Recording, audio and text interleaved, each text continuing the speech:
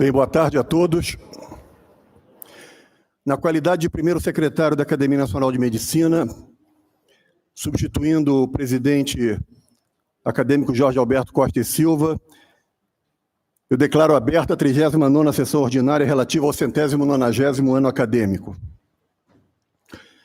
E gostaria de iniciar me dirigindo à bancada acadêmica e colocando em discussão a aprovação da ata de 15 de agosto de 2019.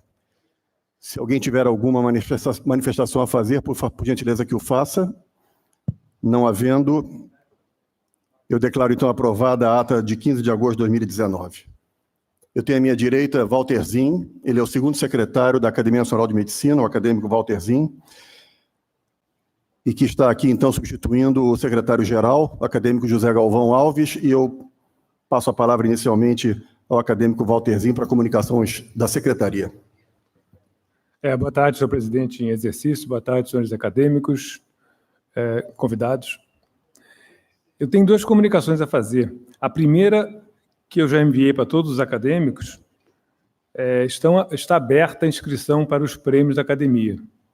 Então, eu enviei para todos a listagem dos prêmios, bem como as regras, que são um pouquinho diferentes do ano passado, válidas, então, para os prêmios que serão outorgados no ano que vem. Então, isso já está no site da academia, para quem quiser, e para os acadêmicos, para quem quiser eu falo para os médicos em geral, e para os nossos acadêmicos eu já enviei isso no nosso grupo de WhatsApp. Então, essa é a primeira comunicação. A segunda é que, uma vez que eu estou inscrito para participar do TEDMED do ano que vem em Boston, eu já comecei a receber palestras desse ano. Começou em 2018, e eu, como entrei, como estou matriculado para assistir ano que vem, comecei a receber esse ano. Então, em breve, a gente vai fazer um teste aqui, não durante a sessão, mas vamos fazer um teste para transmissão, para ver se recebe bem o sinal, etc., etc., e vamos planejar uma sessão, ainda esse ano, no começo do ano que vem, para treinar como é que seria uma sessão que a academia pretende passar a partir do ano que vem, né, a partir de março, é quando ocorre o TEDMED em Boston. A partir de então, a gente passa a sediar, digamos assim, um TEDMED Academia Nacional de Medicina. Mas é preciso fazer esses testes antes para ver se a aparelhagem toda funciona. Bom, eram essas as duas comunicações que eu tinha a fazer. Obrigado, acadêmico Walter Zin. Na tarde de hoje, nós já tivemos em nossa programação científica uma tarde na Academia, oficina diagnóstica, que é uma sessão tradicional da Academia Nacional de Medicina, idealizada e coordenada pelos acadêmicos José Manuel Jansen, José Galvão Alves e Carlos Alberto Basílio de Oliveira. O nosso secretário-geral, José Galvão Alves, não pôde estar presente nessa segunda parte da nossa tarde e noite. E nessa sessão nós contamos com o brilhantismo da apresentação do Dr. Alexandre Siciliano, diretor médico do Hospital Procardíaco, que também do Dr. Antônio Sérgio Cordeiro da Rocha, e agradeço a eles a presença. Além disso, também tivemos a sessão 250 anos de Medicina do Rio de Janeiro, uma sessão conjunta com a Academia Brasileira de Medicina Militar, que contou com seu presidente, contra-almirante Manuel de Almeida Moreira Filho, do general de brigada médico José Oiticica Moreira, diretor do Hospital Central do Exército, e também do brigadeiro médico Walter Kishnevski, diretor do Hospital Central da Aeronáutica, num relato espetacular, histórico, que foi comandado pelo especialista em psiquiatria, o coronel médico Alexei Leite Maia. Eu queria fazer alguns comentários muito rápidos. Na próxima quinta-feira, na sessão ordinária, nós teremos uma sessão sobre telemedicina. O nosso convidado é o chefe da disciplina de telemedicina da USP, professor Chao Lung Wen. Esse foi um dos indivíduos que mais acreditou há tantos anos atrás, há quase 25 anos atrás, na telemedicina, que hoje é um tema tão importante, um tema que, na verdade, foi regulado pelo Conselho Federal de Medicina em fevereiro desse ano, e houve depois uma revogação dessa decisão do Conselho Federal de Medicina. Esse é um tema extremamente polêmico, e o professor Chao Lung Wen vai estar aqui no dia 5 de setembro, na sessão ordinária, nos falando a respeito desse tema.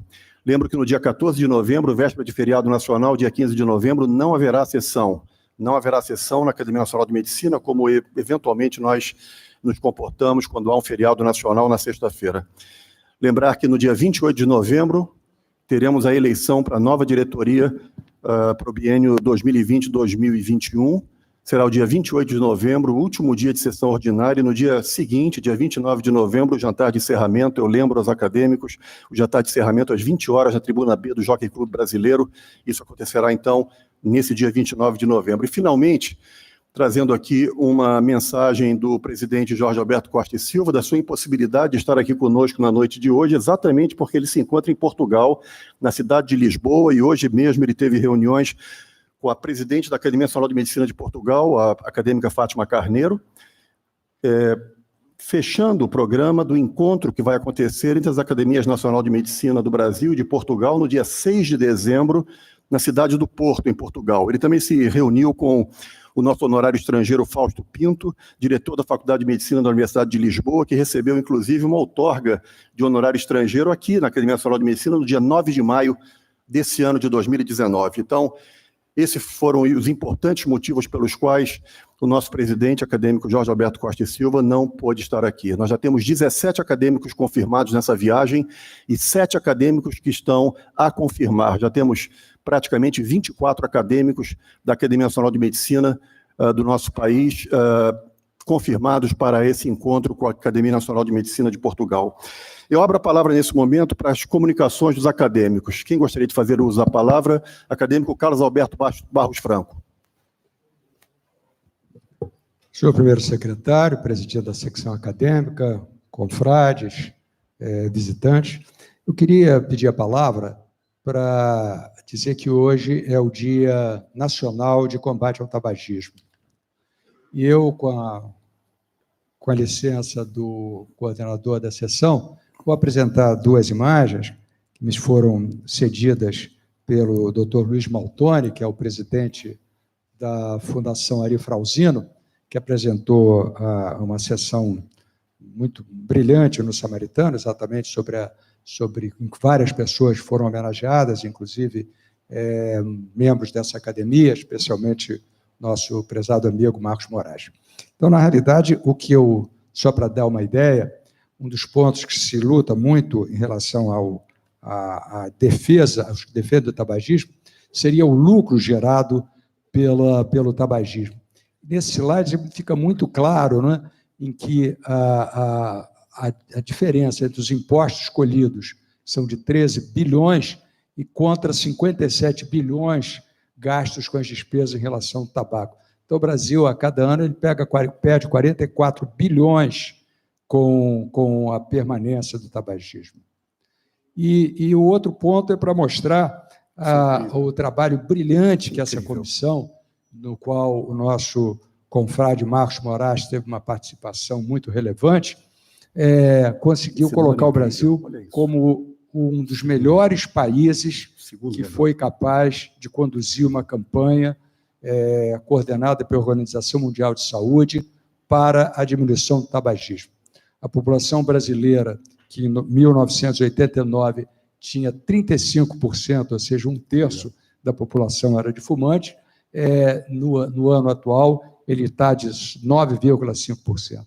Isso foi razão de várias congratulações da Organização Mundial de Saúde e foi razão de mostrar o Brasil, que muitas vezes não é visto com as qualidades que tem, mas só pelos defeitos, como um dos países mais importantes. Na realidade, foi o segundo do mundo. O primeiro foi a Turquia, mas, evidentemente, a Turquia é seguramente do tamanho do estado de Minas Gerais, e no Brasil ele conseguiu esse sucesso espetacular, cumprindo todos os passos traçados pela Organização Mundial de Saúde. E quero chamar a atenção, porque seguramente todos vão ler a respeito, que existe, como sempre existiu, um trabalho pesado da Companhia do Tabaco para voltar a esses valores assustadores, utilizando dois mecanismos que são mentirosos. Primeiro, que os impostos devem diminuir, porque o contrabando aumenta. Então, na realidade, o que tem que se fazer é controlar o contrabando com as medidas policiais e de fronteiras que se tornam necessários e não diminuir o imposto. Foi uma das coisas fundamentais para essa queda de tabagismo. E a segunda é através do cigarro eletrônico, que está atualmente em julgamento para ser liberado no Brasil, dizendo que é dos males o menor, quer dizer, que o cigarro eletrônico iria diminuir, porque consta no produto, menos substâncias tóxicas do que o cigarro. Mas, na realidade, para vocês terem ideia de que o cigarro eletrônico jamais virá substituir o cigarro, a maior companhia de tabaco do mundo, produtora, por exemplo, do Marlboro, comprou 1/3 da Juul, que é a maior produtora de cigarros eletrônicos. Então, é evidente que uma companhia não ia comprar a sua principal rival, mas, ao contrário, se aliar a ela. O que ocorre é que os cigarros eletrônicos eles vão induzir ao tabagismo no jovem, porque, teoricamente, seria menos lesivo, vão criar a dependência à nicotina, e daí para frente eles vão provavelmente fumar as duas coisas, o cigarro eletrônico e o tabaco, né? Isso ficou muito claro que numa comunicação interna da Reynolds, que foi aberta nos Estados Unidos, o gerente geral de vendas mandava uma notificação para os seus vendedores, dizendo claramente: o nosso negócio não é vender cigarro, o nosso negócio é vender nicotina, porque a nicotina traz a dependência. Então, é bom que todos fiquem informados disso, para que nós ficarmos atentos, evitando essas coisas todas e mantendo essa beleza de resultado que nos foi mostrada pelo Dr. Luiz Maltoni. Muito obrigado. Muito obrigado, acadêmico Barros Franco. Esse foi um relatório importante da OMS, que, na verdade, foi divulgado amplamente nas redes sociais, um orgulho para o Brasil, ser o segundo lugar, na verdade, no combate ao tabagismo, embora nós lembremos que o Brasil tem hoje 208 milhões e 500 mil habitantes, e 9,5% disso significa ainda 20 milhões de fumantes. A Turquia é um país que está em primeiro lugar, mas é um país de 79 milhões e 500 mil habitantes, portanto, onde, teoricamente, esse controle seria muito mais fácil. E melhor ainda foi a lembrança do acadêmico Barros Franco sobre a importantíssima atuação do acadêmico Marcos Moraes nessa ação. O acadêmico Marcos Moraes, como diretor do Instituto Nacional do Câncer, foi uma pessoa absolutamente fundamental para que nós colhêssemos os frutos desse seu trabalho. Algum outro acadêmico gostaria de fazer uso da palavra? Acadêmico José Carlos do Vale. Senhor presidente em exercício, confrades, convidados. É só para aduzir as palavras do acadêmico Barros Franco, que ontem foi publicada uma matéria imensa sobre as intenções da Philip Morris instalar fábricas no Brasil para produzir cigarros eletrônicos. Eles vão gastar muitos bilhões de dólares nisso. Para eles estarem dando essa informação, é possível que eles já estejam, por alguma maneira, seduzindo os nossos órgãos governamentais para poderem obter a licença lesiva da introdução do cigarro eletrônico no Brasil. Muito obrigado, acadêmico José Carlos do Vale. O acadêmico Gerson Magalhães vai fazer uso da palavra. Senhor presidente, senhor secretário, eu queria ajuntar uma informação importante sobre o cigarro eletrônico que eu comentei há pouco com o nosso colega. Há uma publicação recente no New England em que o cigarro eletrônico aparece explodindo o lábio de um fumante. Mas tem essa informação também. O cigarro eletrônico pode ter esse risco, além de tudo. Eu tenho filhos gêmeos de 16 anos de idade e sou testemunha da preocupação que existe hoje nas escolas com relação a esse assunto. Os cigarros eletrônicos, eles são disfarçados, na verdade, parecem pendrives, parecem canetas de cores diferentes, e realmente há uma preocupação extraordinária com essa questão tão severa. Mais algum acadêmico gostaria de fazer uso da palavra?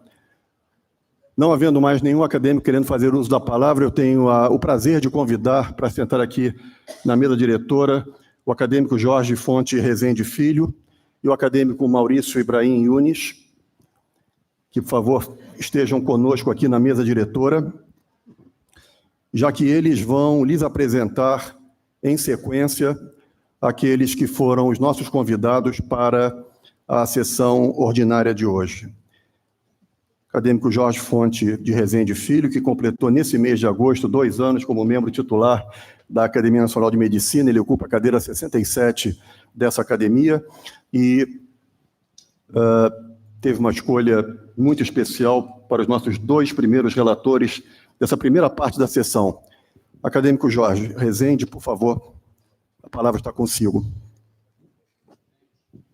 Senhor presidente, em exercício, Ricardo Cruz, sem mais delongas, eu gostaria de apresentar-lhes o meu dileto assistente, professor Antônio Braga, que vai nos falar sobre os aspectos do diagnóstico pré-natal e nótulas históricas sobre a gemelidade imperfeita, e, em seguida, o professor Nicanor Macedo, que vai nos falar sobre a correção cirúrgica bem exitosa num caso recente que acompanhamos na maternidade escola da UFRJ e que, em seguida, foi operado por ele e sua equipe no Hospital da Criança.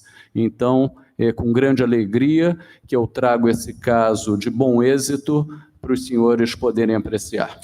O tempo de exposição de cada relator está previsto para 15 minutos.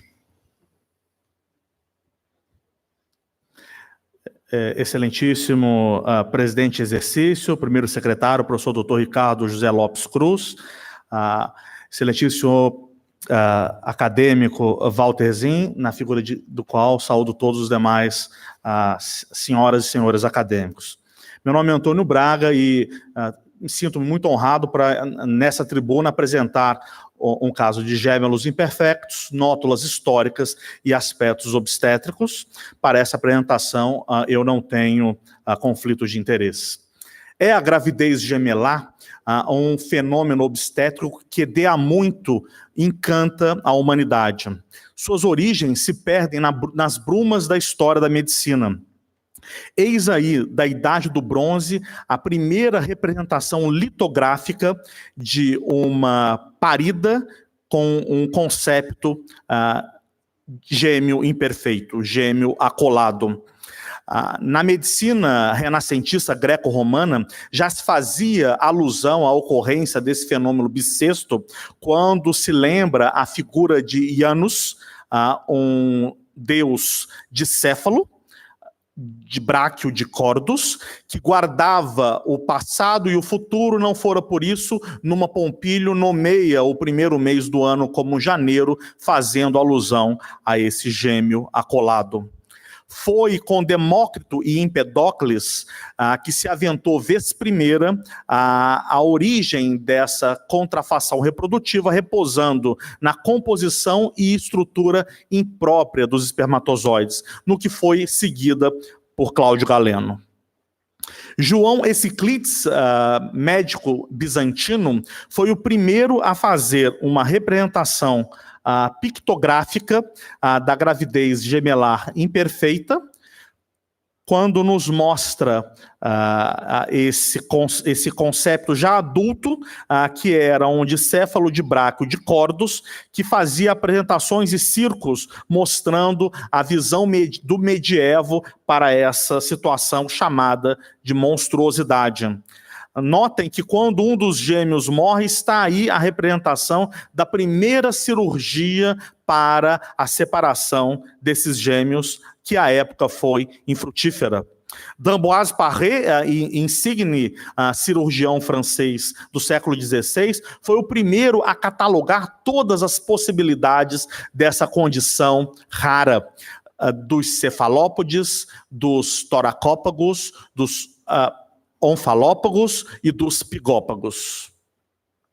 Shang e Eng foram os primeiros gêmeos imperfeitos da modernidade e que trouxeram a essa condição o seu nome mais comezinho, gravidez siamesa, uma vez que nasceram no Sião, atual Tailândia, e depois migraram para os Estados Unidos, onde viveram de apresentações em circos de bizarrices. Mas a história da gravidez gemelar imperfeita, ela é de modo extremo e invulgar caracterizada no Brasil, quando Eduardo Chapoprevot, nascido em Cantagalo, professor catedrático de histologia da Faculdade de Medicina do Rio de Janeiro aos 25 anos de idade e honorário dessa vestusta Academia Nacional de Medicina em 1905, que vem a ser patronímica da cadeira 81 a partir de 1963, muda a história natural dessa condição. Chapoprevot recebe, vinda de Cachoeiro de Itapemirim, as chifópagas Maria e Rosalina, aos 7 anos de idade. Elas foram apresentadas a eles pelo Dr. Álvaro Alvim, que em 1897, apenas um ano após a introdução das primeiras radiografias em terra brasílias, percebeu que essas gêmeas compartilham o fígado. Tentou, lá no Espírito Santo, fazer a cirurgia de separação, mas que termina ao constatar que a extensão do compartilhamento era para além de suas capacidades, considerando essa divisão impossível. Eis que elas são trazidas para o Rio de Janeiro e que durante um ano estudou-as sob o olhar atento de Chapoprevot. Notem que Chapoprevot teve que fazer uma preparação que incluía o desenvolvimento de uma mesa que separava em duas. Ele criou, vejam que interessante a estratégia, um molde em tamanho natural das gêmeas para que ele pudesse criar as táticas, as estratégias para realizar essa cirurgia seminal. Ele se cercou dos seus melhores na Casa de Saúde São Sebastião, no Catete, que incluiu a presença de 13 cirurgiões. A anestesia foi feita pelo Dr. Paulino Werneck, que também auxiliou a cirurgia, e apenas para dar cita àqueles egressos dessa academia, acadêmicos Hernani Pinto, Dias de Barro e Cardinal D'Arpenam. Eis o teatro cirúrgico no dia 30 de maio de 1900, uma quarta-feira, uma cirurgia assaz programada e realizada sob olhos atentos de todo mundo.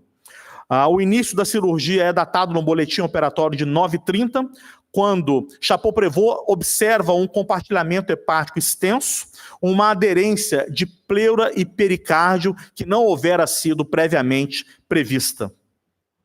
Às 10h30, porém, separam-se as mesas cirúrgicas e, com sucesso, 11h30 é finda a cirurgia. Observem, senhores, que o boletim cirúrgico salienta que o procedimento foi feito com os préstimos de clorofórmio, o que a gente consegue claramente ver nesta imagem. O clorofórmio atuando na sua estrutura no rostinho das crianças. O boletim cirúrgico fala de máscaras de gaze usada pelos cirurgiões, conquanto em nenhuma das fotos a gente observa-os utilizando máscaras.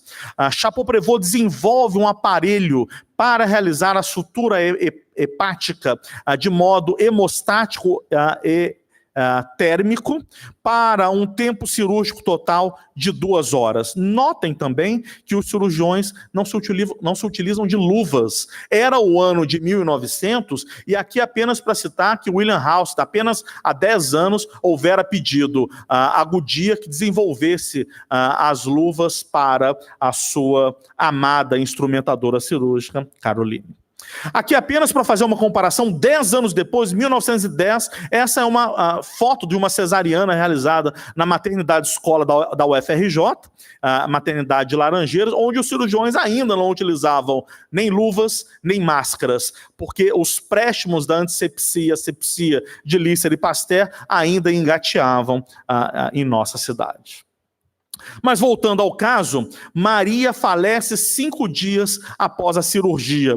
A necropsia revelou pleuropericardite infecciosa. Aqui lembrando também que apenas em 1944 nós tivemos os préstimos da antibiótico terapia em larga escala.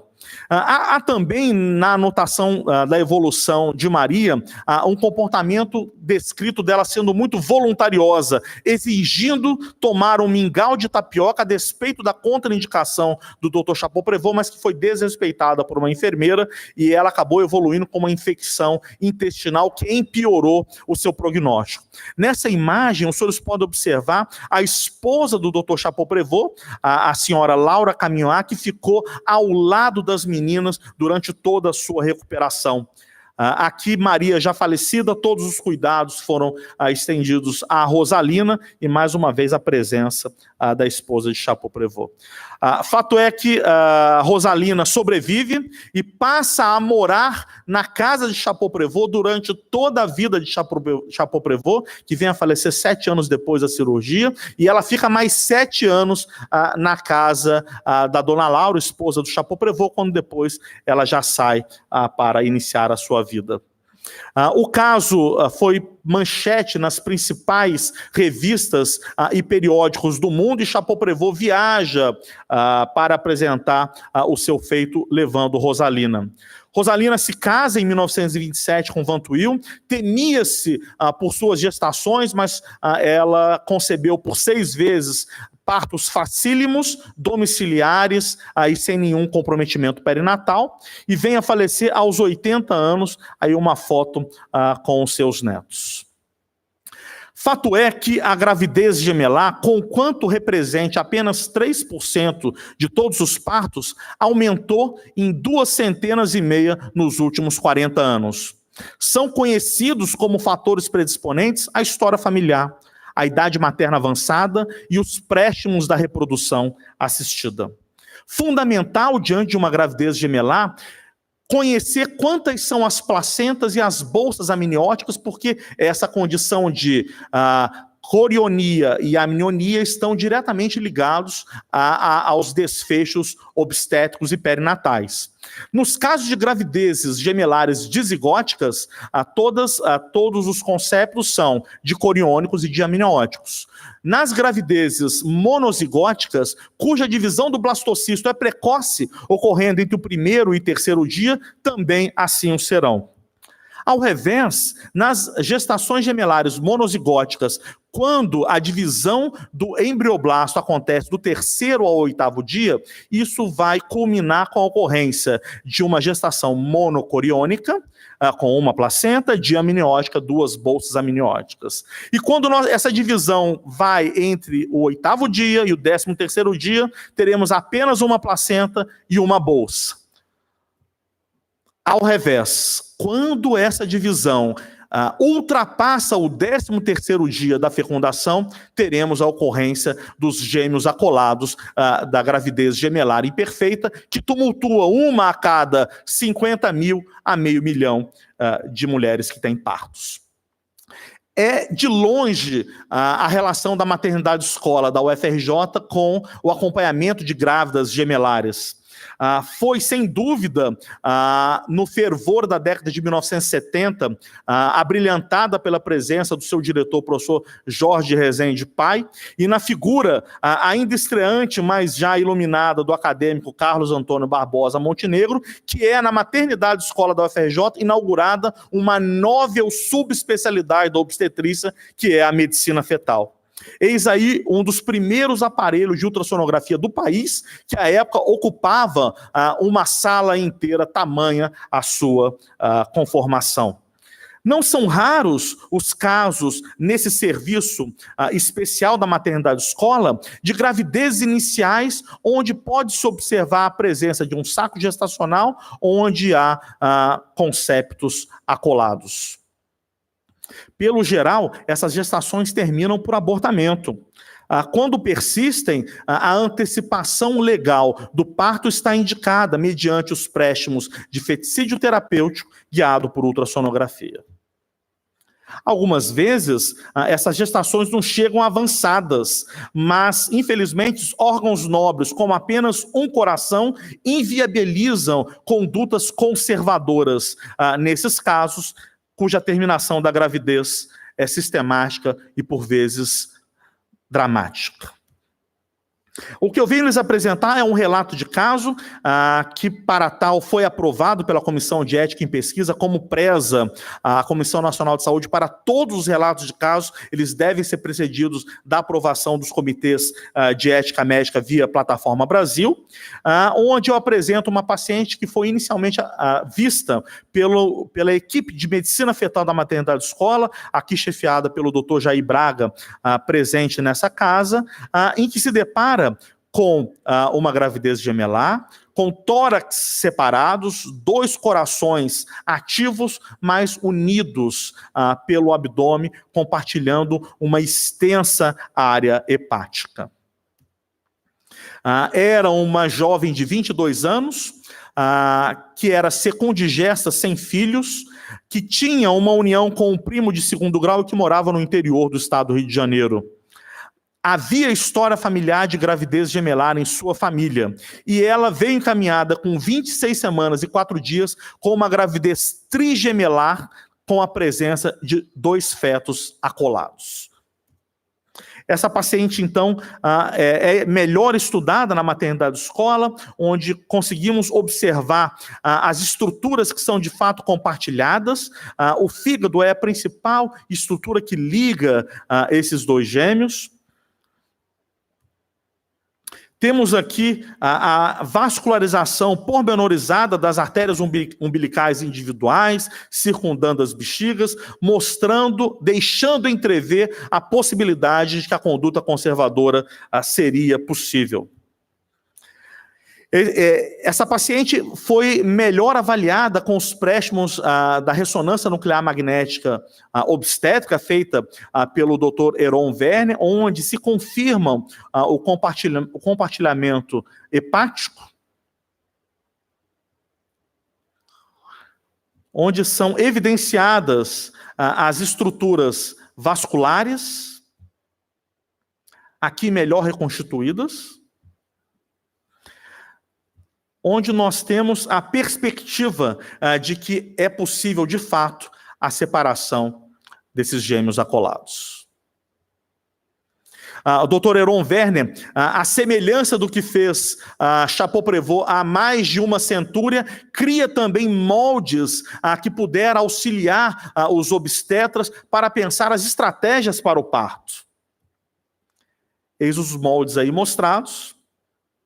Aqui apenas para mostrar para vocês que é o início de um moldezinho da cabeça do 3º gêmeo, que a gente não pode perder a perspectiva que era essa uma gravidez trigemelar. Essa paciente é internada com 30 semanas e 4 dias na maternidade escola da UFRJ, com um fundo de útero que para além excede o esperado para a idade gestacional, com uma dor pélvica intermitente que merece sintomáticos, com uma vitabilidade fetal bem atestada a Doppler fluxometria, quando rompe prematuramente as suas membranas, recebe corticoides para amadurecimento fetal e tem a sua cesariana realizada no dia 3 de fevereiro de 2019, estando a sua gestação com 31 semanas e 3 dias. A cesariana foi um evento demais cercado de cuidados, porque temíamos que a incisão habitual do útero esterotômica, a FUX, não fosse possível para deixar transpassar os diâmetros dos 2 polos cefálicos, mas eis aí o nascimento com a saída dos concéptos do claustro materno, que rapidamente choram, exalando o vagido da boa vitabilidade. O cordão umbilical é mais rapidamente seccionado do que de hábito, para que esses concéptos sejam entregues à segurança dos cuidados neonatais, de longe preparados para cuidar desses bebês tão especiais. Não podemos esquecer que havia ainda mais um nascimento a ser ultimado. Esse nascimento também merecia todos os cuidados, porque a obstetrícia, do latim obstare, estar ao lado, deve garantir a atenção integral ao binômio materno-perinatal. Uma bolsa amniótica se apresenta à ferida operatória e, com cuidado, delicadeza e arte obstétrica, novis sed arte, a arte em detrimento da força, permite que esse nascimento belo ocorra com a membrana íntegra. Vejam a beleza do milagre da vida acontecendo nesse parto maravilhoso. Aqui apenas para que os senhores possam ver a rápida recepção dos concéptos indo para os cuidados neonatais. Queria salientar o nome dos médicos que fizeram essa cirurgia, chefiados pelo Dr. Fábio da Mata e pela doutora Maria Cecília Maceda, ao lado dos médicos residentes, dos anestesistas e dos pediatras. E aqui uma digressão. Quem coordenou a cirurgia foi o Dr. Fábio e a doutora Cecília, mas quem realizou o procedimento foram os 2 médicos residentes R3 da maternidade escola da UFRJ, porque uma equipe segura deu um presente para esses residentes que, oxalá, jamais verão um novo caso desse, dada a sua raridade.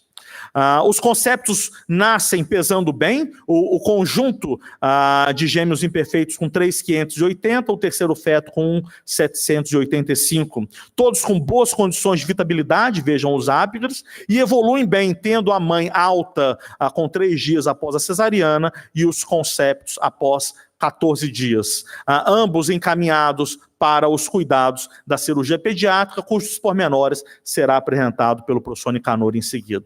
Eu apenas antecipo que essa história teve um final feliz. E o que me chama mais atenção é que merece dessa tribuna ser essa história contada após mais de 100 anos da sua realização primária, seminal, o que mais luz traz ao feito extraordinário de Chapeau-Prévot. E é sobre Chapeau-Prévot que eu apresento minhas palavras finais, repetindo o que disse Aloysio de Castro, que conviveu com Chapeau-Prévot, que frequentava a casa de seu pai, Francisco de Castro.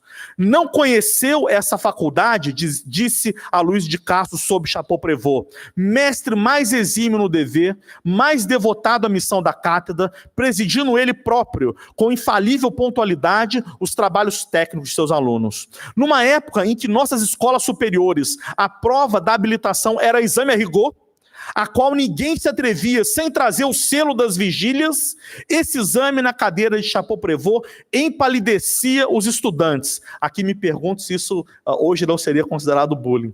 Mas todos sabiam que aquele juiz tinha a justiça sem diferenças, em peso e medida. E encerra Aloysio de Castro: nunca considerei por inúteis as palavras consagradas aos mortos. Deles, da sua lembrança, da sua lição, do seu exemplo, nos vem o melhor da vida. A ausência pode também ser presença. Por isso que a gente entende que Aloysio de Castro não apenas presidiu essa academia, como também mereceu presidir a Casa de Machado. Essa era a história que eu queria trazer para os senhores, que veio, nasceu, germinou na nossa maternidade escola da UFRJ, cujo timoneiro hoje é o professor acadêmico Jorge Rezende, que tem uma pleiade estelar de assistentes nos seus vice-diretores, doutor Jofre, doutora Penélope, aqui presente, diretora de atenção à saúde, direção médica, doutor Jair Braga, e toda a sua equipe de medicina fetal, de plantonistas, porque quem trabalha só jamais conseguiria o êxito que esse caso teve. O trabalho em conjunto mostra, de fato, a grandeza da medicina e da obstetrícia praticada na maternidade escola da UFRJ. Muito obrigado, senhores.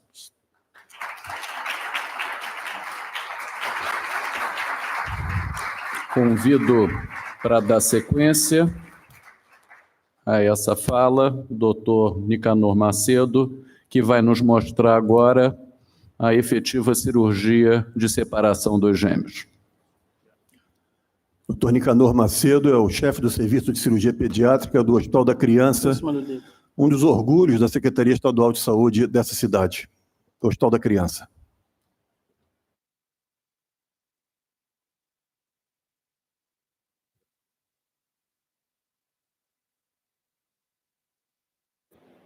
Enquanto se prepara, eu já vou cumprimentando o acadêmico Ricardo Cruz, presidente em exercício, o acadêmico Jorge Rezende, cumprimento e agradeço a confiança que nos deu de participar desse caso, o acadêmico Walter Zin,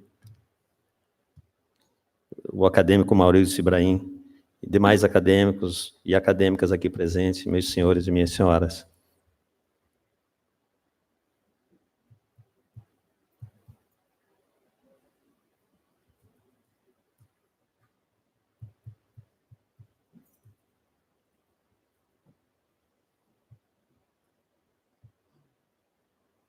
É com muito orgulho que eu estou aqui pela segunda vez, nessa casa de senhores tão respeitosos da medicina que fizeram história no Brasil. Então, vou apresentar como nos conduzimos nesse difícil caso que o Dr. Jorge nos confiou. São minhas referências, o GAFRE e o Hospital Estadual da Criança, minhas referências públicas. Os senhores estão vendo aí um relato de caso. Essa forma de apresentação, gêmeos conjugados em gravidez trigemelar, é muito rara. São poucos relatos na literatura. Vocês estão vendo um trabalho aí do Canadá, de Kingston, em que eles dizem que essa incidência é em 1 milhão. Até então, 13 casos descritos na literatura, e nessa publicação foi realizado um infanticídio, conforme já falado anteriormente, porque as crianças tinham um coração único. Diagnóstico pré-natal desses gêmeos na maternidade escola, o professor Dr. Jair Braga, que é da medicina fetal, e o grupo, o professor Jorge Rezende, que me comunicou previamente, antes do nascimento das crianças. Parte cesariana já foi falado, sexo feminino, e o peso eram mais ou menos 3.500 para cada criança. Desculpa, para as 2 crianças, já que elas eram prematuras. Então, a primeira coisa é a gente fazer um estudo depois que nasce, obviamente. Os senhores estão vendo um anjo TC, onde mostra coração e vasos independentes. Isso é um bom dado para nós, que o coração único inviabiliza essa cirurgia. A parte óssea, nós tínhamos o apêndice tifoide e as últimas costelas comuns. Tivemos que separá-las. Vocês estão vendo aí na imagem. Os intestinos a gente não consegue saber, porque são muito similares. Então, agora o fígado, essa imagem já mostrada anteriormente, é uma imagem pós-natal, onde mostra um fígado comum, felizmente com um tamanho bem satisfatório, vascularização dos 2 lados, e foi identificado que ela tinha vesícula, que aparecia vesícula bilateralmente. Isso a gente suspeitando que poderia ter uma drenagem separada. As vesículas sendo mostradas, vesículas biliares. Nesse caso, os 4 rins, essas bolinhas brancas que aparecem, são os 4 rins que são independentes. O ecocardiograma também foi normal. Quais os nossos desafios? Separar o fígado, separar e reconstruir a parede abdominal, o apêndice tifoide e as últimas costelas. Existe esse grupo no Reino Unido, que eles chamam grupo humanitário, para separar gêmeos, e eles estudaram muito bem a anomalia hepatobiliar, que é um desafio em alguns casos. Os senhores estão vendo aí essas 4 formas principais de apresentação, a primeira em cima, à esquerda, que é uma via biliar separada. No segundo, eles dividem a ampola de Vater. No terceiro, eles dividem o colédoco. E no quarto, essa quarta figura à direita, está escrito figura 5, mas são as formas complexas e as formas mais difíceis de tratamento. Então, na realidade, nós recebemos essas crianças, já foi falado sobre o parto, o sexo. A literatura manda, sugere, orienta que a gente opere a partir do 4º mês, salvo se as crianças apresentarem algum problema que ameace a vida. Então, com peso aproximado de 6 a 6,5 quilos cada uma. E o nosso desafio? Como alimentar essas crianças? Nós não conseguimos alimentar essas crianças por via oral. Elas se batem, brigam muito, impressionante. Desde novinha, fica uma criança com a mão na frente da outra, não conseguimos, a posição também é muito difícil, então teve que se alimentar em sonda, obviamente que isso tem um risco muito maior de broncoaspiração. O risco de escara é muito grande. Então, essas crianças foram mudadas de decúbito a cada 3 horas. Eu fiz as contas, nós operamos essas crianças com 142 dias, elas foram mais de 1000 vezes mudadas de posição. Imaginem, senhores, que mudar a posição dessas crianças é uma arte, é uma coisa muito difícil. Você tem que ter pelo menos 4 pessoas, cada uma segurando cabeça e membros, para que você não haja um risco de fratura. risco de infecção, e o único local que nós tínhamos de segurança para tratar essas crianças seria a UTI neonatal, obviamente, onde é um local que tem risco de contaminação. Felizmente, com 142 dias depois, nós tivemos 0 complicação. O peso dessas crianças passou a ser 15 quilos, ou seja, elas ganharam 11 quilos 620 gramas. Claro que nós tivemos um apoio irrestrito da nossa diretora Heloísa e um empenho desse grupo aqui, que eu quero ressaltar que a medicina realmente ela é multidisciplinar. Eu sempre digo que a medicina, você tem 3 poderes sobre, no mínimo, os médicos, né, os cirurgiões, os clínicos, os enfermeiros e toda a equipe mais. Então, a doutora Miriam, essa do meio, que está aqui embaixo, agachada, foi a responsável e cuidou com muito zelo. Essas crianças não tiveram absolutamente nada durante 142 dias dentro de uma UTI neonatal, onde tivemos crianças com sepsemia, crianças que morreram, mas foi traçado uma estratégia de cuidado, de só pegar nas crianças pessoas devidamente paramentadas. Então, já com 3 meses, nós víamos essas crianças já com esse aspecto, já com peso já praticamente ideal para a cirurgia. Os senhores veem que elas têm movimentos, elas se esticam muito, isso é muito bom, que faz crescer a parede abdominal. Mas não conseguimos em nenhum de todas as tentativas alimentar por via oral essas crianças. Já foi falado aqui pelo professor sobre simulação. Esse trabalho é do professor François Beckmeyer, que ele diz que cirurgia de grande porte, você tem que fazer alguma forma de simulação, você tem que criar um modelo para você fazer todas as estratégias antes de fazer durante a cirurgia, que você poderia esquecer de alguma coisa, então tudo tem que ser muito bem catalogado. Então nós gastamos 5 horas nessa simulação, nós utilizamos manequins médicos, nós juntamos as crianças como se fossem toracoonfalópagas, e medimos o tempo que elas desceriam da UTI, o tempo do antibiótico, chamamos toda a equipe, todo mundo estudou, e todo mundo estava pronto para dar alguma opinião sobre a melhor forma da gente fazer esse tratamento. Então, discutimos todos os pontos, inclusive entubar uma criança em posição lateral. Ninguém está acostumado a entubar uma criança em posição lateral, pois esse manequim até que ele dobra mais o pescoço. Então, isso foi muito bem discutido também. E a punção venosa profunda, eu nunca puncionei uma criança em posição lateral. A gente funciona, usando, obviamente, com ultrassom, guiada por ultrassom, mas eu nunca puncionei nessa posição. Obviamente que nós tivemos que aprender uma nova forma de puncionar. E toda a equipe, convidamos todos os participantes para fotografar e escrever. Um dos meus residentes que está aqui escreveu tudo que a gente falava, para a gente não esquecer absolutamente nada. Depois colocamos num papel, discutimos sobre as crianças, sobre esterilização. Depois que a gente separa as crianças, tem que estar as 2 estéreis, e elas estão cheias de eletrodos, né? Então, tem placas. Então, delineamos todos esses aspectos, para no dia a gente não ter nada diferente, e assim ocorreu. Vocês estão vendo como é que nós fizemos a asepsia, colocação de campos, a posição das mesas, o local de cada cirurgião, da primeira equipe, depois da segunda equipe, os anestesistas, que foram 6, tudo em duplicata.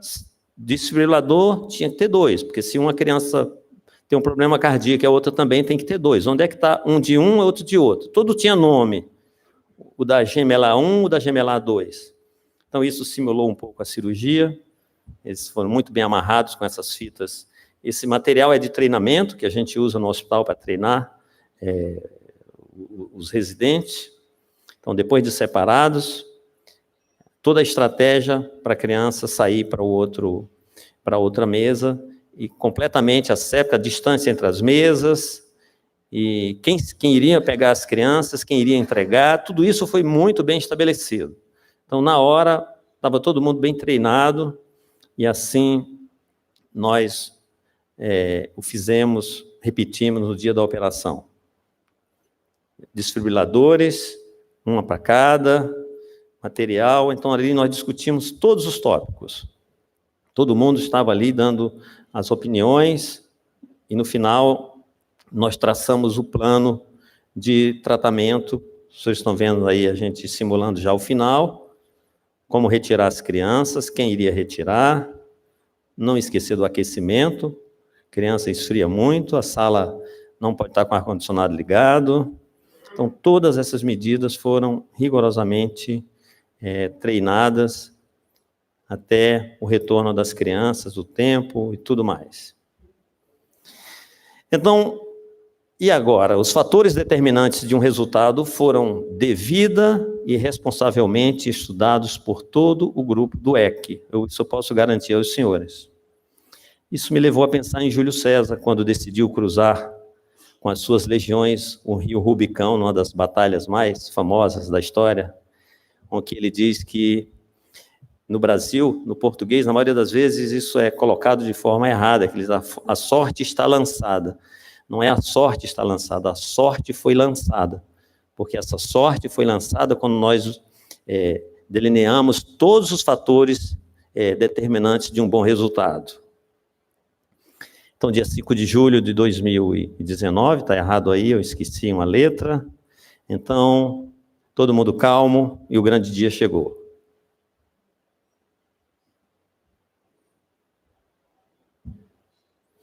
O time, Dr. Lúcio Pacheco, que é o responsável pelo transplante de fígado, é o primeiro que me aparece, depois eu, Dr. Gilmar, meu eterno colega de cirurgia, nossas instrumentadoras, e sempre o lema das mãos unidas. Vocês estão vendo que são muitas mãos unidas, com um objetivo comum, e todos muito bem concentrados. Esse já é o fígado na nossa mão, nós delineamos muito bem o local da separação e, por nossa felicidade, elas tinham a via biliar separada. Vocês estão vendo a vesícula de um lado, vesícula do outro. Então, era aquela fórmula número 1, que é a forma menos complexa, graças a Deus. O istmo não era fino, era um istmo muito espesso, mas nós conseguimos separar sem grandes problemas. Vocês estão vendo o fígado sendo separado. A seguir, um achado, como foi dito anteriormente, vocês estão vendo 2 orifícios no pericárdio, elas tinham um pericárdio comum, tivemos que separar o pericárdio, isso foi descrito no caso anterior. E aí, o momento final da separação, nós não deixamos que essas crianças sangrassem, elas não precisaram de transfusão de sangue. Fizemos a cirurgia com todo o rigor da asepsia. Esse é o finalzinho, onde todo mundo se alegrou. Obviamente que a separação aconteceu, mas ainda tinha muita coisa para fazer, que é realmente a reconstrução de tudo isso. Então, elas estão separadas, aí são mudadas de mesa, e aí começa a outra fase, que é essa de reconstruir a parede abdominal. Felizmente, nós trabalhamos muito com faloceles e gastrosquises, e a gente tem uma certa experiência em fechar a parede abdominal difícil. Isso é o grupo já trabalhando com as crianças, cada uma em mesas separadas, os grupos já concentrados, e a gente trocou muitas informações sobre... Eram muito similares, isso aí já é o final, conseguimos fechar a parede abdominal,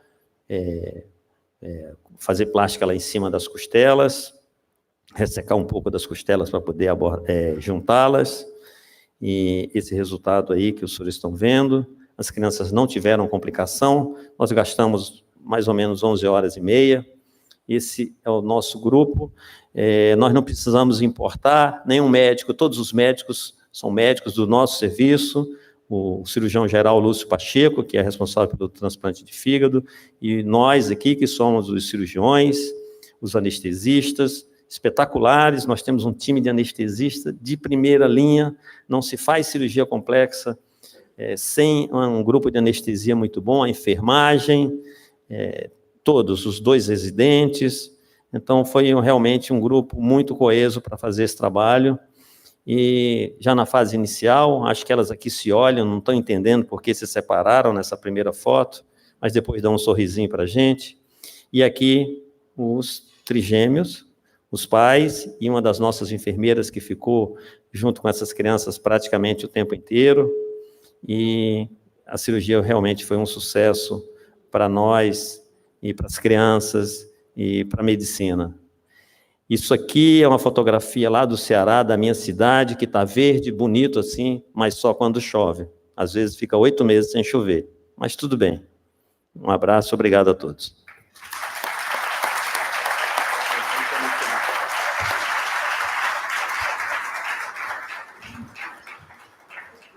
Eu agradeço ao acadêmico Jorge Fontes de Rezende Filho por ter promovido esse convite ao professor Antônio Braga e ao professor Nicanor Macedo. Seguindo a ordem do dia, nós não vamos abrir para comentários da bancada acadêmica nesse momento, essa extraordinária primeira parte da sessão, e nós vamos passar imediatamente ao acadêmico Maurício Yunes Ibrahim. Ele ocupa a cadeira número 2 da Academia Nacional de Medicina e também completa um ano. Parabéns, Maurício, da sua eleição para essa casa. E o acadêmico Maurício Yunes Ibrahim, então, vai lhes anunciar o nosso próximo relator. Senhor presidente em exercício, acadêmico Ricardo Cruz, secretário acadêmico Walter Zin, acadêmico Jorge Rezende, senhores acadêmicos, senhora acadêmica, eu tenho o prazer de apresentar aqui hoje o Dr. Pablo Javier Blanco. O Dr. Pablo é pesquisador titular do LNCC, Laboratório Nacional de Computação Científica, localizado em Petrópolis. Ele é formado como engenheiro mecânico na Argentina, é doutor em modelagem computacional pelo próprio LNCC, é vice-coordenador de um projeto INCT-MAC e membro afiliado da Academia Brasileira de Ciências. Por favor, doutor Pablo. Ele vai nos apresentar a palestra sobre modelagem computacional da circulação sanguínea, da ciência básica às aplicações clínicas. O doutor Pablo tem um trabalho encantador e a gente tem tido a oportunidade aí de desfrutar momentos de bastante interesse científico juntos. O PhD Pablo Javier Blanco tem 30 minutos para o seu relato, para que nós tenhamos, então, 30 minutos para que a bancada acadêmica se manifeste com relação a estas apresentações.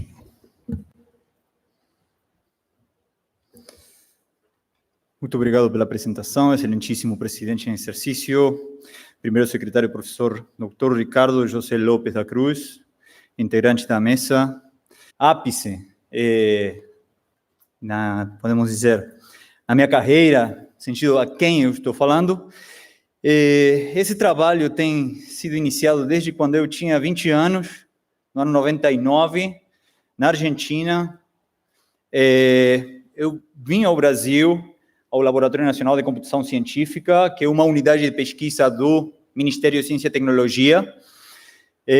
Dentro do LNCC, nós criamos o grupo Hemolab, significa Laboratório de Modelagem Hemodinâmica, e no decorrer dos anos, nós criamos o Instituto Nacional de Ciência e Tecnologia em Medicina Assistida por Computação Científica. Foi financiado em 2008, inicialmente, pelo governo federal. Em 2015, foi reeditado. Atualmente, o INCT-MAC tem a sua coordenação em mãos do professor José Krieger, no INCOR, em São Paulo. Eu particularmente sou vice-coordenador do INCT-MAC, e o que eu vou apresentar aos senhores são algumas das atividades que nós temos feito e que têm tido impacto em diversas áreas da medicina, tanto em áreas mais básicas quanto em áreas aplicadas. Eu antecipo qualquer desculpa que eu possa ter por minha linguagem imprecisa, mas eu tenho aprendido ao longo desse caminho. O que nós fazemos, basicamente, é desenvolver modelos matemáticos e aplicar conceitos físicos para tentar quantificar e agregar ferramentas de quantificação em problemas da medicina. Esses problemas vão desde o entendimento de princípios fisiológicos e interações sistêmicas, a própria predição de fenômenos que podem ocorrer, no caso, no sistema cardiovascular, que é o nosso principal foco de atenção, né, obviamente, o início e progresso de doenças, em particular cardiovasculares, e a capacidade de melhorar o diagnóstico dessas situações patológicas. E também, como subprodutos, você pode pensar em planejamento cirúrgico e melhoramento de estratégias terapêuticas, desde que sejam entendidos os princípios, né, as principais variáveis que têm um papel no problema. Então, olhando para o sistema cardiovascular, que tem sido o nosso foco de estudo ao longo desses 15 anos, desde que o Hemolab foi criado, nós enxergamos esse sistema do ponto de vista físico como um sistema que tem múltiplas escalas espaciais e temporais. Se pensamos na circulação sanguínea, a circulação sanguínea acontece a cada batimento, na ordem dos segundos. Essa dinâmica rápida, né, tem, por um lado, uma dinâmica global, onde temos a propagação do pulso de onda, a distribuição do escoamento sanguíneo na ordem do tamanho do corpo, mas, por outro lado, as doenças acontecendo na ordem dos centímetros, dos milímetros, o dano nos tecidos, nas estruturas anatômicas causadas pelos esforços produzidos pela circulação sanguínea, são numa escala milimétrica ou ainda menor, às vezes. Quando se manifesta, já estamos em situações difíceis de serem revertidas. Obviamente, o que acontece por baixo na microcirculação e o que não se alcança a enxergar nas imagens médicas, diagnósticas, muitas vezes, é o que acaba refletindo em escalas maiores, né? Na escala dos centímetros, na escala do corpo humano, onde a doença já está completamente espalhada e é difícil de reverter, como mencionei. E isso está, por sua vez, acoplado com processos de reconfiguração e remodelagem que levam justamente à evolução lenta da doença, né? Como os vasos sanguíneos podem ir se espessando, a composição dos materiais que formam as paredes vasculares, a parede do miocárdio, como isso vai se remodelando ao longo dos anos. Então, o que nós temos priorizado primeiro, melhorar a capacidade preditiva de certos modelos. O que os senhores estão vendo ali na imagem são as principais artérias carótidas, interna, externa, vertebrais. É um modelo muito simples da vasculatura cerebral. Até o ano 2009, esse era um dos modelos, estamos só falando da parte superior, o resto do modelo não está sendo mostrado aqui, mas para terem uma ideia, esse era o grau de refinamento anatômico utilizado na área de engenharia biomédica ou de biomecânica. O que nós criamos no nosso grupo, o que nós procuramos foi trazer o que se conhece da anatomia e o que se conhece da fisiologia para criar um modelo com o maior grau de realismo possível. Basicamente, isso é construir um atlas anatômico, como que se vê sobre a direita, com definição anatômica a máxima possível face ao conhecimento anatômico atual. Isso é um indivíduo masculino, um protótipo de um indivíduo masculino. Então, aqui está o paradigma principal, é juntar dados anatômicos e conceitos fisiológicos com modelos matemáticos e princípios físicos e simulação computacional, porque aquelas equações matemáticas, e aqui eu só vou ter um slide com equações matemáticas, elas têm que ser de alguma forma resolvidas, para poder quantificar, para poder predizer, de acordo com o modelo, quanto vai ser a pressão ou a vazão sanguínea em cada uma das artérias, em cada um dos vasos, ao longo do corpo todo. Então, nós criamos um modelo arterial que não tem precedentes ainda na literatura. O Brasil contém o maior modelo vascular hemodinâmico, onde você tem a mecânica dos fluidos em pleno funcionamento para predizer valores de pressão e de distribuição de vazão sanguínea aos diferentes territórios vasculares. O que se vê na imagem do lado esquerdo é o sistema arterial, com todo o detalhe possível que a literatura anatômica nos forneceu, e uma primeira fase do sistema venoso, além de um detalhe de uma microvasculatura no córtex cerebral. Então, esse modelo contém quase todos os órgãos, os principais órgãos, são 28 órgãos que nós contabilizamos, que estão sendo supridos por esses vasos arteriais, e 116 territórios vasculares. E territórios vasculares, agora eu vou ser um pouco mais específico sobre isso. O que não, o modelo não contém são, por exemplo, arteríolas e capilares. Estamos trabalhando para acrescentar a capacidade de descrever a pressão e o fluxo sanguíneo, o fluxo de sangue nos territórios, em órgãos específicos. Então, mas isso aqui não é só um atlas anatômico que bem poderia servir como um apoio para o ensino, para o treinamento, para investigar no espaço tridimensional como é a vasculatura típica no caso de um indivíduo masculino. O que nós colocamos aqui estamos visualizando os territórios, esses territórios vasculares significam as ilhas de tecido, né? Quando eu falo de tecido, deve ser entendido tegumento, pele, músculos, ossos e nervos, né? Uma camada heterogênea de estruturas anatômicas, todas supridas por um conjunto de artérias independentes. Esses dados, falando em interdisciplinaridade, esses dados foram fornecidos pela área da cirurgia reconstrutiva. Nunca eu teria imaginado que na cirurgia reconstrutiva iria encontrar esse nível de detalhe sobre a distribuição do sangue nos territórios vasculares. E o modelo permite fazer essa conexão entre a distribuição desde as artérias centrais até as regiões periféricas. E dessa maneira, aqui podemos visualizar mais isso aqui tem a pinta de um atlas anatômico, só que como eu falei, além de ser um atlas anatômico que nós temos aqui em nossas mãos, é um atlas funcional. Funcional no sentido de que nós temos princípios físicos funcionando que nos permitem, de acordo a leis bem estabelecidas há 300 anos, quais são as forças que fazem com que a pressão, o pulso sanguíneo se conforme de uma determinada maneira, o sangue seja distribuído aos diferentes territórios de uma certa forma. Aqui nós podem ver até o detalhe das artérias espinhais saindo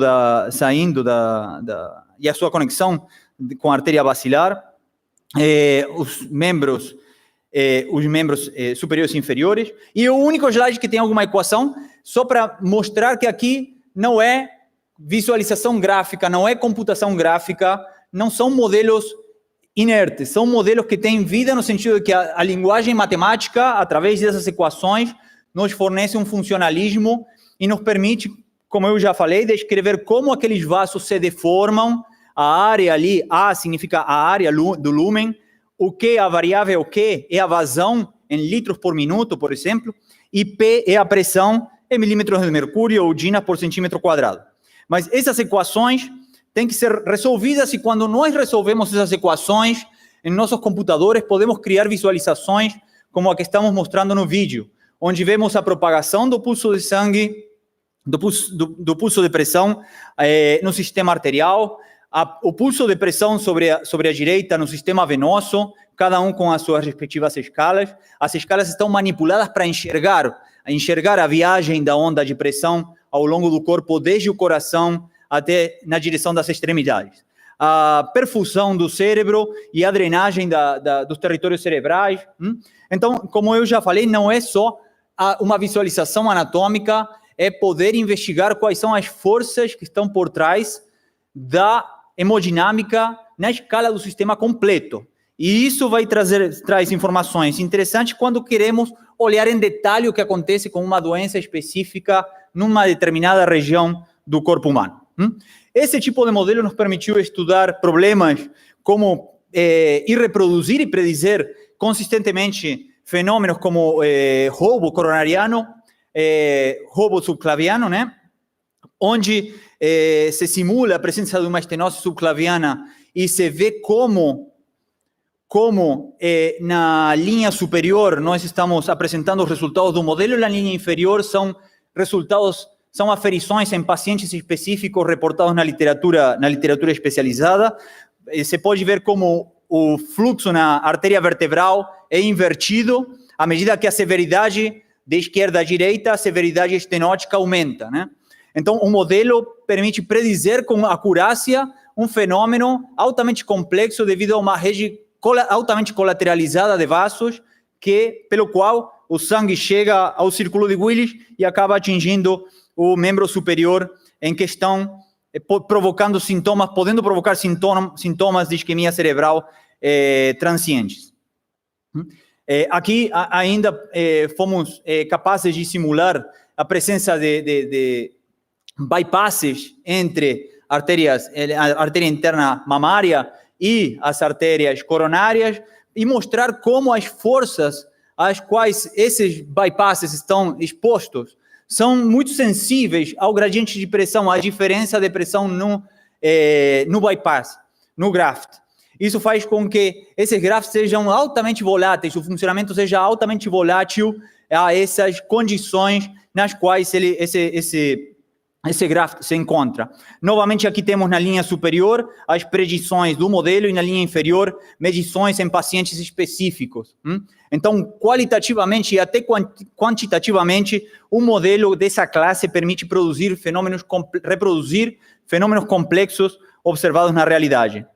Um problema que foi trazido para nós por um neurocientista era sobre as doenças de vasos pequenos e como a etiologia da doença de vasos pequenos devia ser diferenciada entre a base, o centroencéfalo e o córtex, porque as intensidades de matéria branca têm embora sejam enxergadas da mesma maneira nas imagens médicas, a etiologia é diferente, portanto a terapia tinha que ser diferente. Só que não se tinha evidência física, evidência quantitativa nenhuma sobre digamos assim, esse chute que esta pessoa estava dando. E ele queria procurar alguma quantificação e quando nós entramos em contato sobre a utilização desse modelo, ele nos explicou o problema e ele queria basicamente estudar a pressão nas arteríolas de 40 microns de diâmetro que bifurcam das artérias lenticulostriadas e como compara essa pressão com a pressão das mesmas arteríolas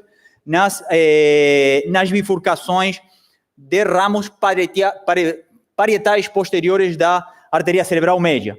Então, tínhamos a base do cérebro e o córtex, né, onde as vascularizações são bem diferentes, mas principalmente nós temos o tamanho do cérebro que dá um efeito de proteção, que foi o que as simulações mostrou.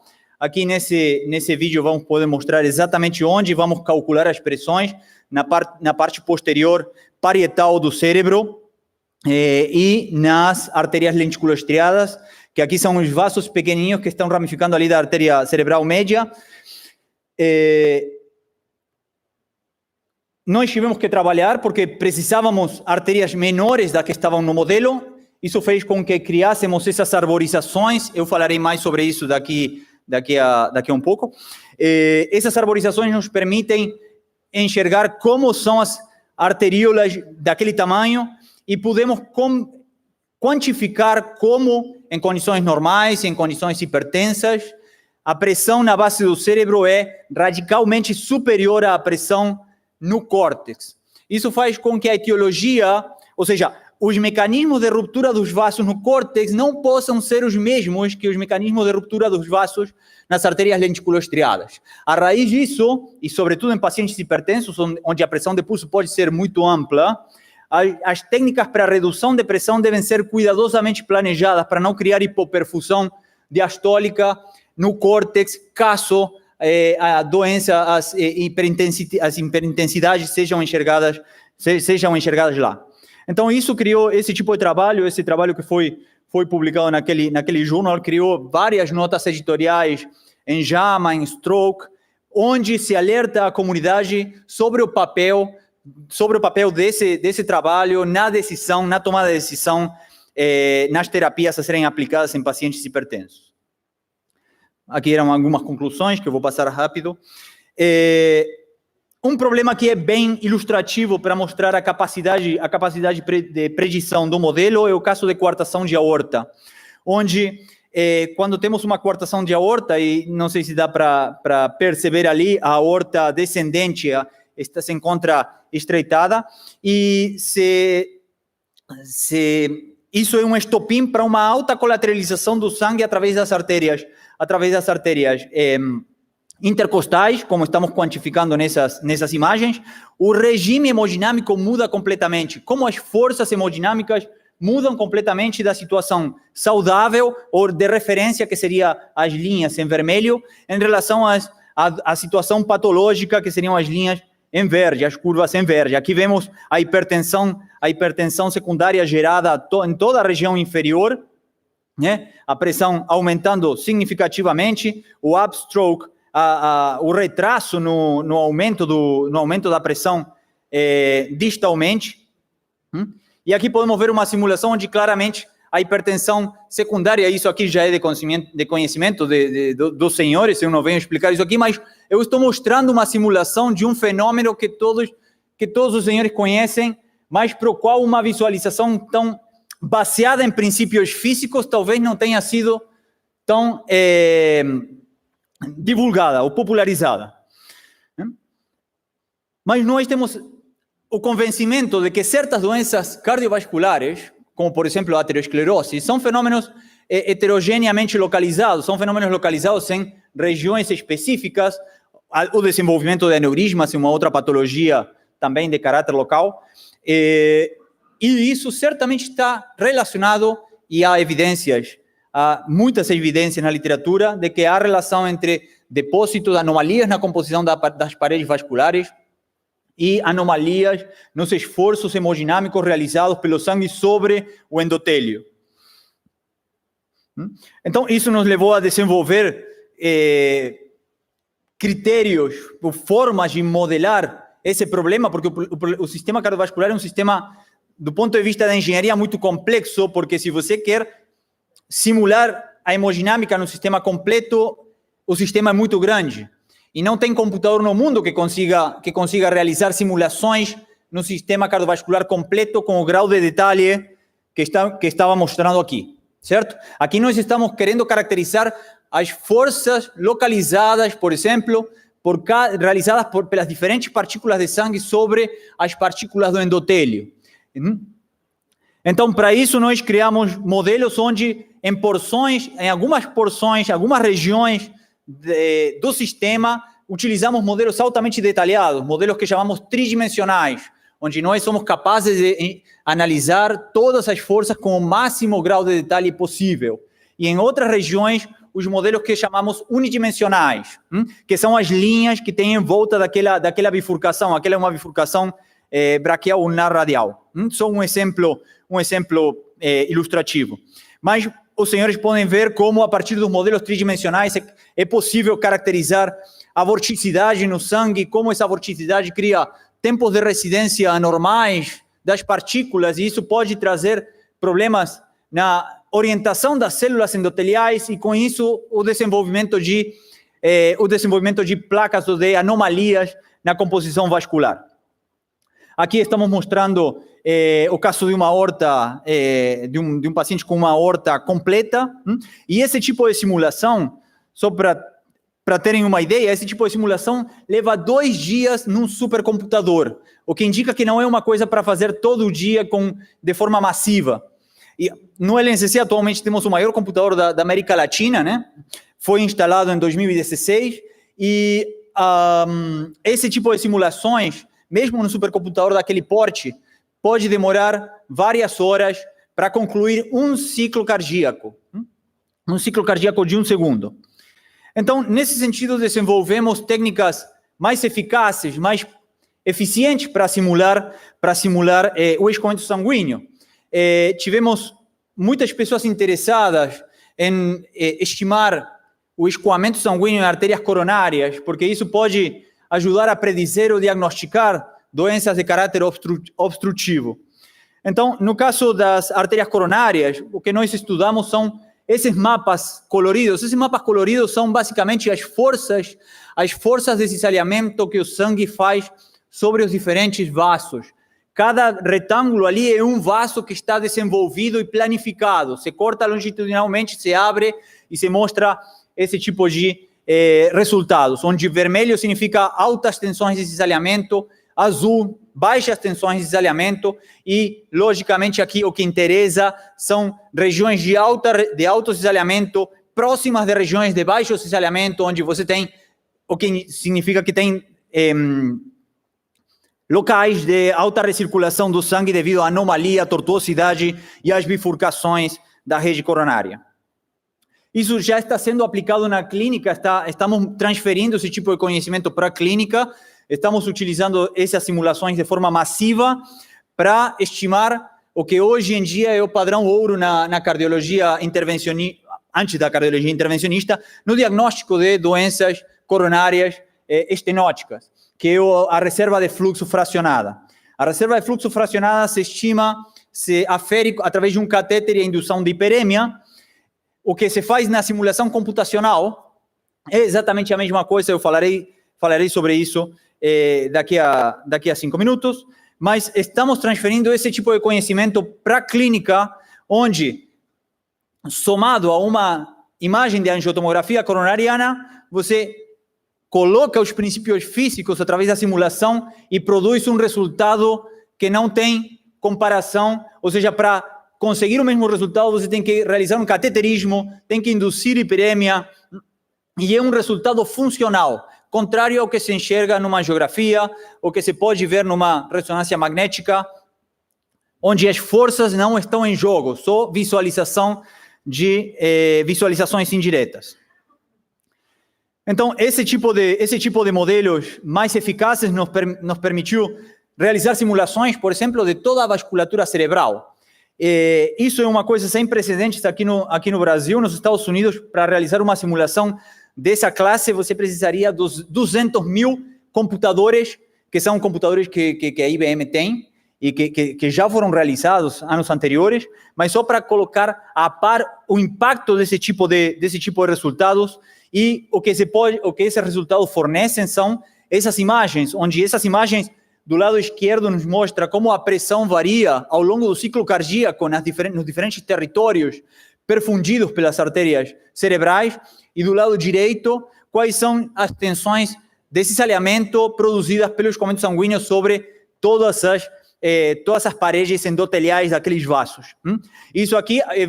Esse aqui é um paciente genérico, as artérias são de um paciente genérico, mas podemos imaginar o mesmo tipo de tecnologia agindo sobre imagens de ressonância magnética de um paciente específico para diagnosticar, por exemplo, o risco de desenvolver aneurismas cerebrais, ou, se caso tenha um aneurisma cerebral, o risco de ruptura de um determinado aneurisma. Como eu disse anteriormente, na clínica, na cardiologia, um dos maiores problemas é a quantificação da severidade funcional de uma lesão obstrutiva, e para isso se utilizam vários testes, mas o padrão ouro é o FFR, que é a reserva Fractional Flow Reserve.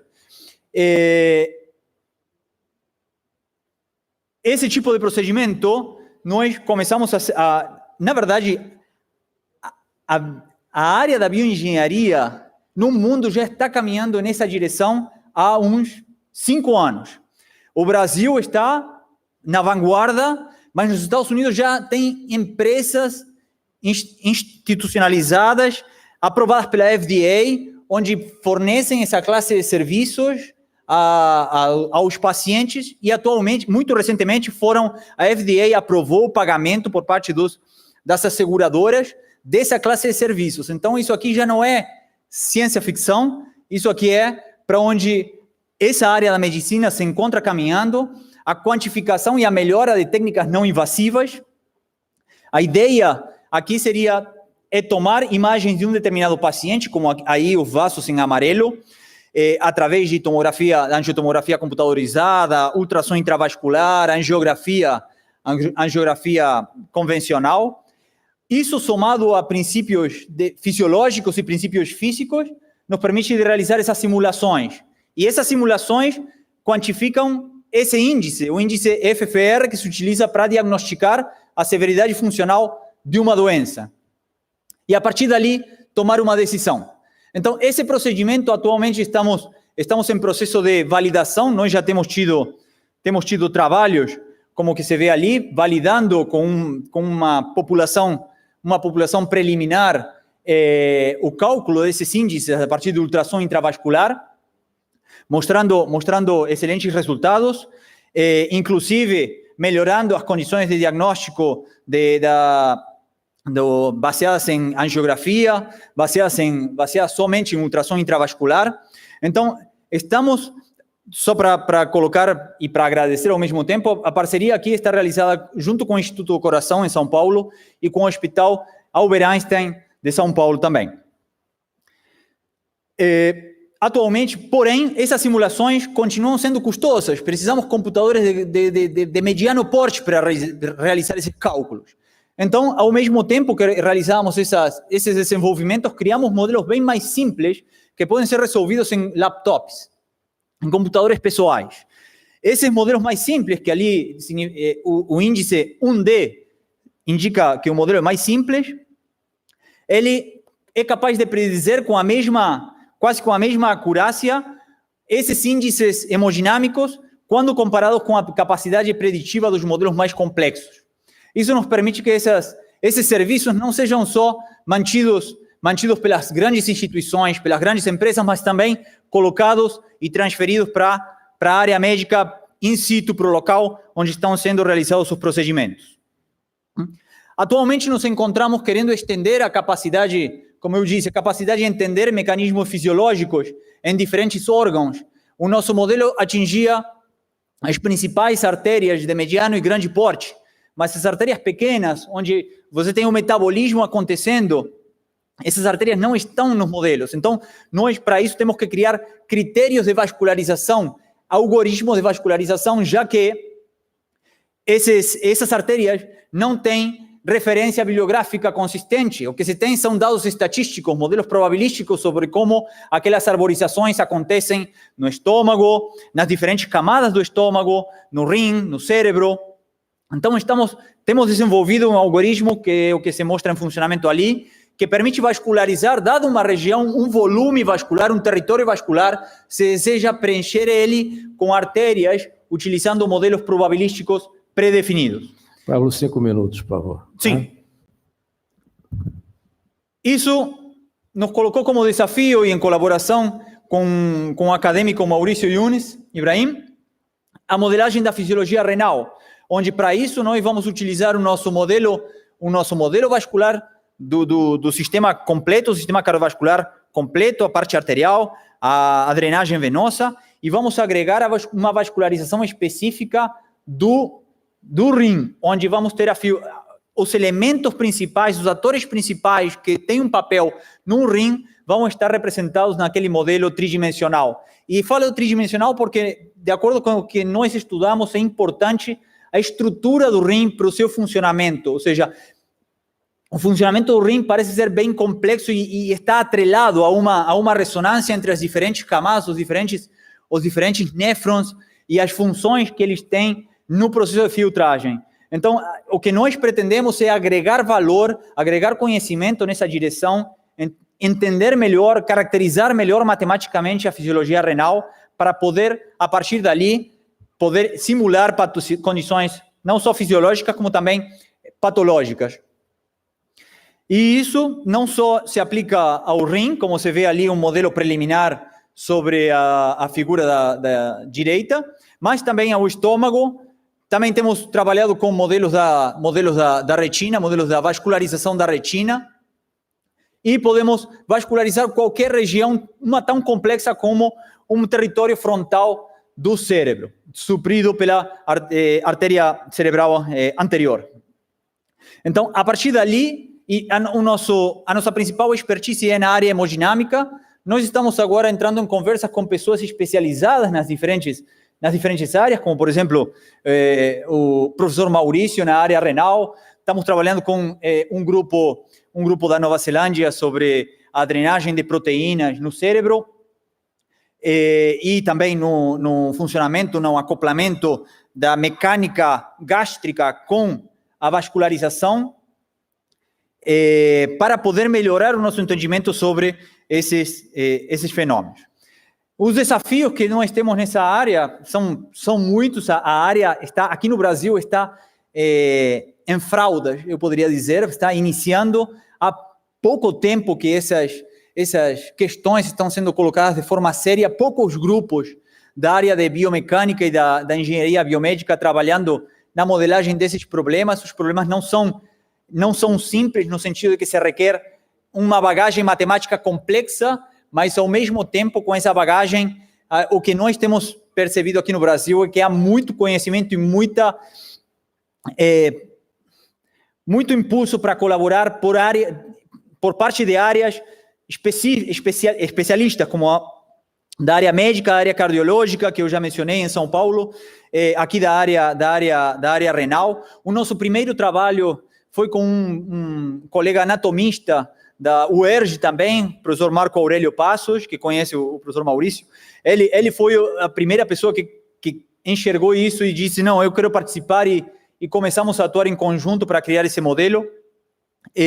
Mas os desafios estão ali, são das mais variadas índoles, desde o estudo mais básico na remodelagem dos tecidos biológicos, como as doenças aparecem microestruturalmente, até o desenvolvimento de tecnologia para a clínica, como pode ser navegação em sistemas de ultrassom intravascular, simulação de exames nucleares para CFR, para Coronary Flow Reserve, popularizar a tecnologia, reduzir a invasividade dos exames sobre a população e entender, em geral, a fisiologia a partir da matemática.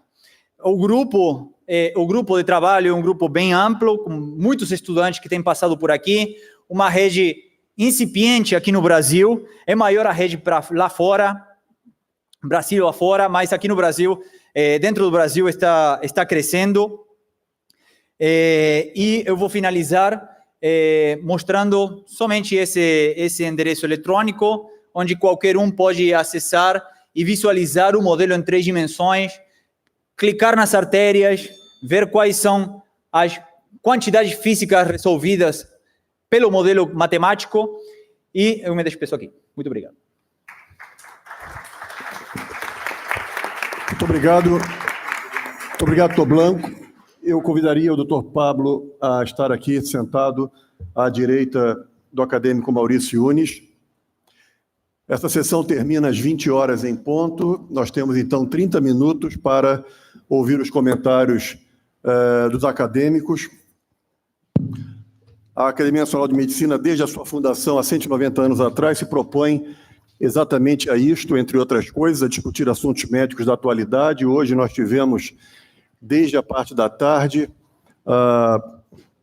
vários aspectos importantes da história, da medicina assistencial de ponta, do ensino, da pesquisa, da anatomia, da importância da interdisciplinaridade. Realmente foi uma sessão extraordinária. Eu gostaria de perguntar aos acadêmicos quem gostaria de fazer algum comentário ou alguma pergunta para qualquer um dos expositores.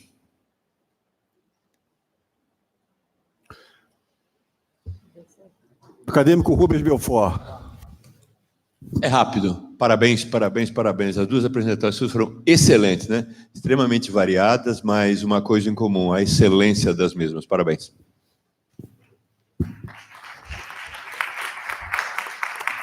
Obrigado, Rubens. O acadêmico Arno von Richthofen é especialista em cirurgia vascular.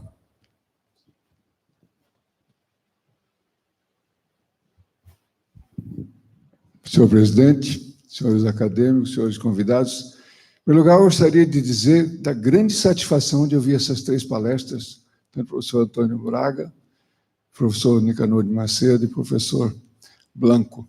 Realmente, as 3 me deixaram fascinados e impossível deixar de elogiá-las amplamente. A expertise cirúrgica e a expertise diagnóstica, nesse caso de gêmeos imperfeitos, foi realmente incrível. E Nicanor, eu imagino a emoção que vocês tiveram, junto com o Lúcio, de realizar essa cirurgia com a equipe magnífica. Em relação à apresentação do Dr. Blanco, eu acredito que isso vai ter um impacto muito grande na minha especialidade. Eu vi de uma forma aí que, inclusive, um trabalho que vem sendo desenvolvido na USP, pelo professor Erasmo Silva, muito grande, de determinar quais são os pontos de ruptura que os aneurismas teriam com maior facilidade, poderia, talvez, com esse seu modelo experimental, nós que possamos determinar quais são os pacientes que, com aneurismas menores, apresentem risco de ruptura. Eu confesso que fiquei fascinado com as 3 apresentações. Muito obrigado. Muito obrigado, acadêmico Arno. Mais algum acadêmico gostaria de fazer uso da palavra? Eu gostaria de ouvir um breve comentário do acadêmico Jorge Rezende a respeito, então, das palestras realizadas sobre gêmeos imperfectos, e a mesma coisa eu gostaria de pedir ao acadêmico Maurício Yunes que também fizesse um comentário breve a respeito dessa extraordinária palestra do professor Pablo Javier Blanco. Inicialmente, agradeço os gentis comentários, elogiosos e realmente muito pertinentes, porque tanto o nosso dileto Braga como o querido Nicanor apresentaram de forma magnífica os aspectos do diagnóstico pré-natal, da condução dessa gestação e o desfecho espetacular cirúrgico da separação dos gêmeos. O Antônio, com a sua erudição, ele passeou pela história, rememorou todos os conhecimentos acerca da gemelidade imperfeita, que há tanto tempo provoca os médicos como um grande desafio. E o Nicanor simplesmente nos mostra com singeleza o que foi essa cirurgia tão bem exitosa de separação dos gêmeos. E eu fiquei encantado, Nicanor, com a sua programação, quer dizer, toda a simulação, um time multiprofissional e multidisciplinar que permitiu esse bom desfecho. Então, eu fico muito agradecido a ambos e feliz de ter lhes proporcionado a apresentação desse caso tão ricamente ilustrado. Muito obrigado pela oportunidade.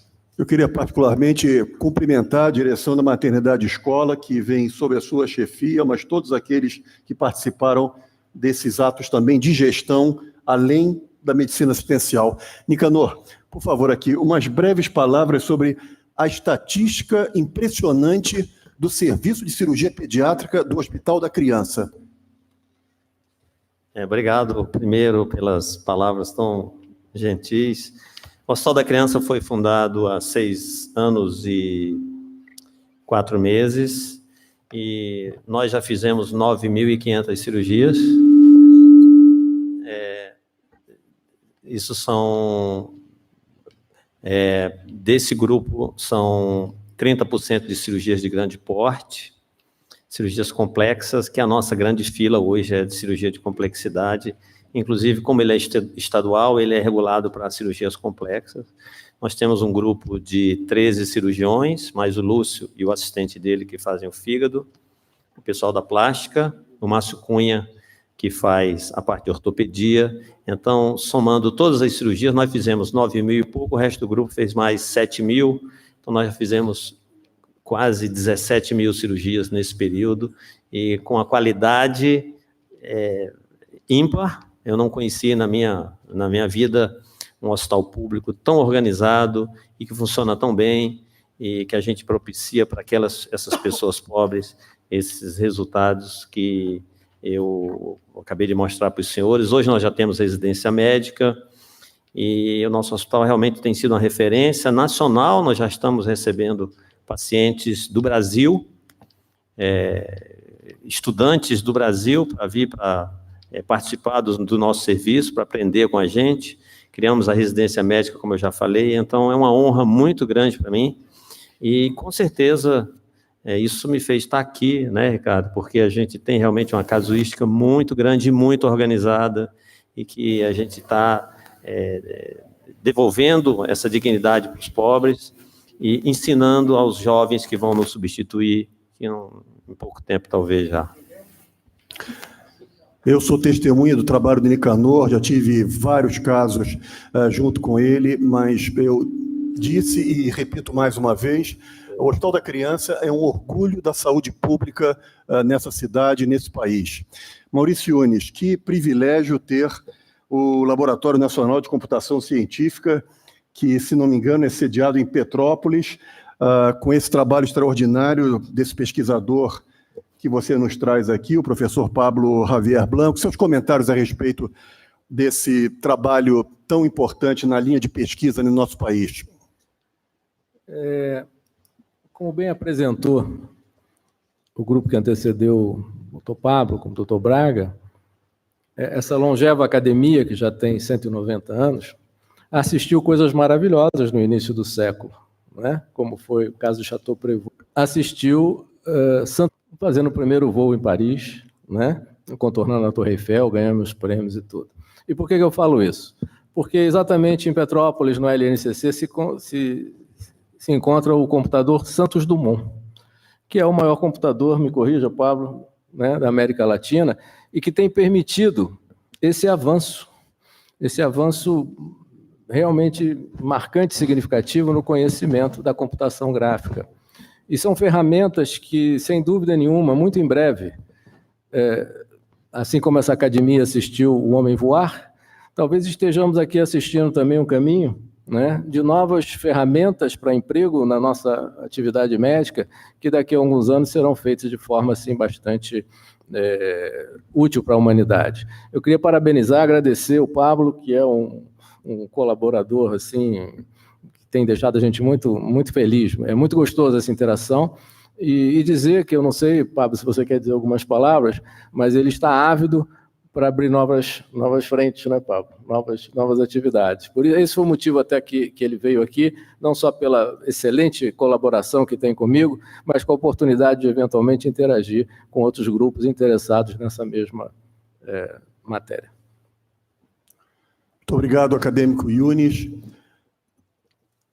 Na próxima semana, o nosso tema é telemedicina. Como disse no início da sessão, telemedicina é uma das maiores polêmicas da atualidade, exatamente diante da revogação que aconteceu de uma resolução do Conselho Federal de Medicina com relação a essa prática. E o professor Xiaolong Wen, que é o chefe da disciplina de telemedicina da USP desde 1995, estará aqui estabelecendo um debate com a bancada acadêmica. Nós vimos hoje história, assistência, ensino, pesquisa e gestão. Essa foi uma sessão que representou o que é a medicina na Academia Nacional de Medicina, e eu agradeço a presença de todos, em especial dos nossos relatores, dos nossos acadêmicos que aqui estiveram organizando cada uma das sessões, ao segundo secretário Walter Zin, que esteve aqui ao meu lado, e em nome do presidente da Academia Nacional de Medicina, Jorge Alberto Costa e Silva, eu cumprimento a todos, encerrando a sessão. Muito obrigado.